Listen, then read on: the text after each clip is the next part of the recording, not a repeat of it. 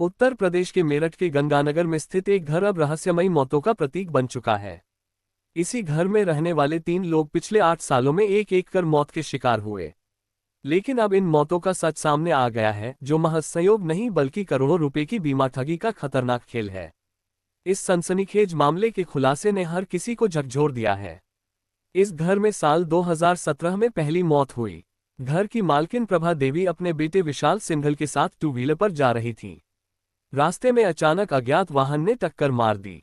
हादसा उनके लिए जानलेवा साबित हुआ। इस पहली मौत को लोग दुर्भाग्य मानकर भूल गए। 5 साल बाद साल 2022 में परिवार पर फिर आफत आए। इस बार विशाल की पत्नी एकता की अचानक मौत हो गई।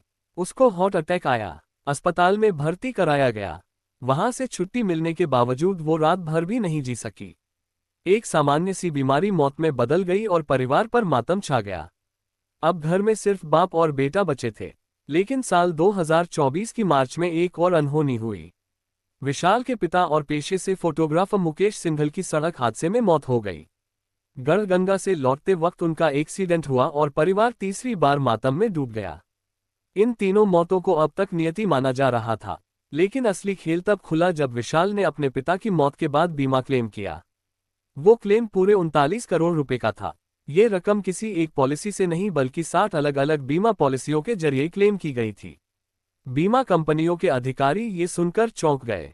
उन्होंने पाया कि विशाल और उसके पिता हर साल करीब 30 लाख रुपए प्रीमियम के तौर पर चुका रहे थे, जबकि सिंघल परिवार की आर्थिक हैसियत इतनी नहीं थी।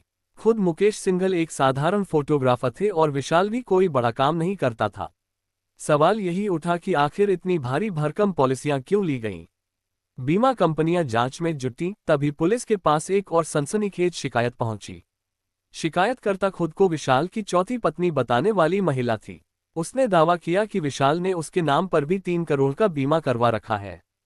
उसने बताया कि विशाल ने अब जिसके नाम पर भी बीमा पॉलिसी ली है, वो सब के सब रहस्यमय मौत के शिकार हो चुके हैं। उसको भी डर है। पुलिस जांच खुलती गई तो राज एक एक कर सामने आते गए। साल 2017 में मां की मौत के बाद विशाल को 25 लाख रुपए का बीमा क्लेम मिला था।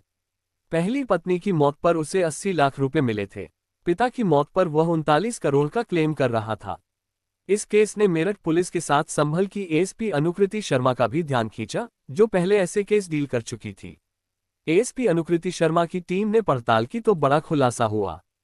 पता चला कि मुकेश की मौत असल में सड़क हादसे से नहीं बल्कि अस्पताल में हत्या से हुई थी। विशाल ने अपने पिता को पहले हापुड़ के नवजीवन अस्पताल में भर्ती कराया और फिर मेरठ के आनंद अस्पताल ले गया। वहां मिलीभगत से उनकी हत्या कर दी गई। मौत को हादसा बताकर केस को दबा दिया गया।